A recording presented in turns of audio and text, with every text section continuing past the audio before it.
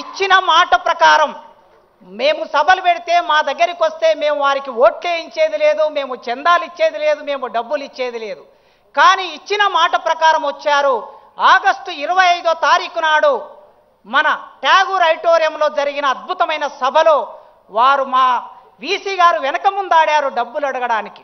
అయినా వారే చొరవతో 1000 కోట్లు ఉస్మానియా విశ్వవిద్యాలయానికి ప్రకటిస్తున్నా అనే మాట ఇచ్చారు. ఈ రోజుల్లో ఇచ్చిన మాట మీద నిలబడే రాజకీయ నాయకులు ఎందరండి? చాలామంది ముఖ్యమంత్రులు నేను 30 ఏళ్ల కాలంలో విద్యార్థి రాజకీయాల్లో ఇప్పుడు చూస్తూ ఉన్నాను. ఈ ఉస్మానియా విశ్వవిద్యాలయం 100 సంవత్సరాల సందర్భంగా 200 కోట్లు ఇస్తామని చట్టసభలో హామీ ఇచ్చి మా ఆనాడు 100 ఇయర్స్ వైస్ ఛాన్సలర్ గారు కూడా ఇవాళ అతిథిగా ఇక్కడికి వచ్చారు. మాట ఇచ్చి మాట నిలబెట్టుకోలేదు. కనీసం 30, 40, 60 కోట్లు కూడా ఇవ్వలేకపోయారు. కానీ మొన్న మేము మళ్ళీ వెళ్ళినప్పుడు ఆయన అన్నాడు 3 నెలల కాలం, ఆగస్టు నుంచి సెప్టెంబర్, అక్టోబర్, నవంబర్, ఇప్పుడు డిసెంబర్లో ఉన్నాం, 3 నెలల కాలంలో జీవో తీసుకొని మీరందరూ వాట్సాప్ చెక్ చేసుకోండి, 1000 కోట్లకు సంబంధించిన జీవో తీసుకొని ముఖ్యమంత్రి గారు ఇక్కడికి వచ్చారు. ఇచ్చిన మాట నిలబెట్టుకున్న రేవంత్ రెడ్డి గారికి ఒక టీచర్గా, విశ్వవిద్యాలయం ఒకప్పటి విద్యార్థిగా, ఈ విద్యార్థి లోకం 40,000 మంది ఈ యూనివర్సిటీలో చదువుకుంటున్నారు. మీ అందరి తరపున వారికి వందనాలు తెలియజేస్తున్నా.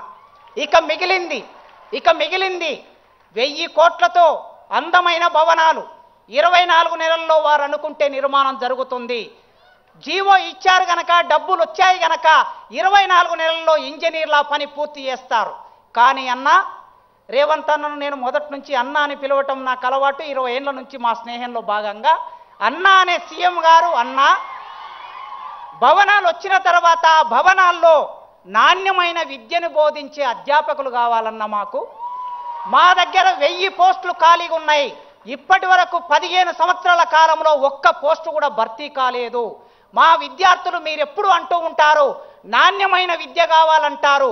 నాణ్యమైన విద్య కావాలంటే నాణ్యమైన విద్య బోధించే అధ్యాపకులు కావాలి. ఈ వేదిక మీద నుంచి నేను సవినయంగా కోరుకుంటున్నా, అధ్యాపకుల రిక్రూట్మెంట్కు సంబంధించి ఒక 15 రోజుల్లో మీరు ప్రాసెస్ మొదలు పెడతారని, మీరు మాట ఇస్తారని కోరుకుంటున్నాను. తప్పనిసరిగా చివరికి ఒక్క మాట చెప్పి ముగిస్తా. మేము మొన్న వీసీ గారు నేను వెళ్ళాం ఈ సమావేశానికి ఆహ్వానించడానికి. వారే ఒక మాట అన్నారు, ప్రొఫెసర్ గారు ఢిల్లీలో జేఎన్యూ ఉన్నది, మరొక చోట ఆక్స్ఫోర్డ్ ఉన్నది, ఇంకొక చోట స్టాన్ఫోర్డ్ ఉన్నది. ప్రపంచంలో ఈ విశ్వవిద్యాలయాల పేర్లు చెప్పుకుంటున్నారు. మరి తెలంగాణలో హైదరాబాద్ నగరంలో 100 సంవత్సరాలు పూర్తి చేసుకున్న ఈ ఉస్మానియా విశ్వవిద్యాలయం పేరు వాటిలాగా చెప్పుకోవాలి కదా అన్నారు. చాలా మంచి మాట చెప్పారు వారు. ఆ మాట వారే చేయగలరు. ఖచ్చితంగా ఈ ఉస్మానియా విశ్వవిద్యాలయం నాకు 16 సంవత్సరాల సర్వీస్ ఉన్నది.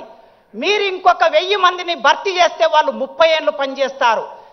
రాజకీయ నాయకుల జోక్యం లేకుండా, ఎమ్మెల్యేల జోక్యం లేకుండా, ఎంపీల జోక్యం లేకుండా, మంత్రుల జోక్యం లేకుండా పూర్తిగా సెలక్షన్ కమిటీకి వదిలేయండి. తప్పనిసరిగా నాణ్యమైన ప్రొఫెసర్లను భర్తీ చేసే బాధ్యత మా యూనివర్సిటీ వైస్ ఛాన్సలర్ కుమార్ గారు తీసుకుంటారు.